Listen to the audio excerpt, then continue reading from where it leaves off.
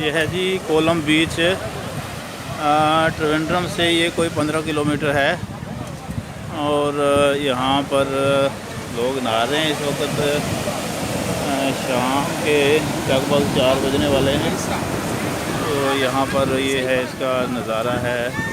सूरज जो है ये अभी ऊपर ही है।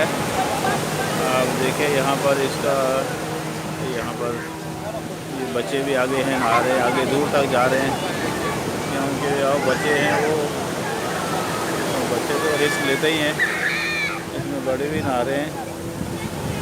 और ये कोलम का बीच है। यहाँ देखें ये रेत कैसी है। यहाँ पर ये कलर इसका लगभग कुछ पीला है और इसमें काली काली भी रेत है ये। और ये यहाँ दूर तक आप देखें समुंदर ही समुंदर है ये। और इस तरफ यहाँ पर ये लोग हैं, नहा रहे हैं। इस तरीके से ये काफ़ी सारा यहाँ पर है। यहाँ पीछे जो है ये इसके खजूर के दरख्त है। ये खजूर है, नारियल है, नारियल है ये नारियल हैं। ये नारियल के दरख्त हैं, ये इसके जो बीच के ऊपर हैं। तो पानी ये पहुँच गया, ये मेरे कदमों के पास पहुँच गया। देखें आप कितनी बड़ी लहरें हैं, ये बड़ी ज़बरदस्त लहरें उठती हैं इसमें, लेकिन एक हद तक की आती हैं, उसके बाद वापस चली जाती हैं।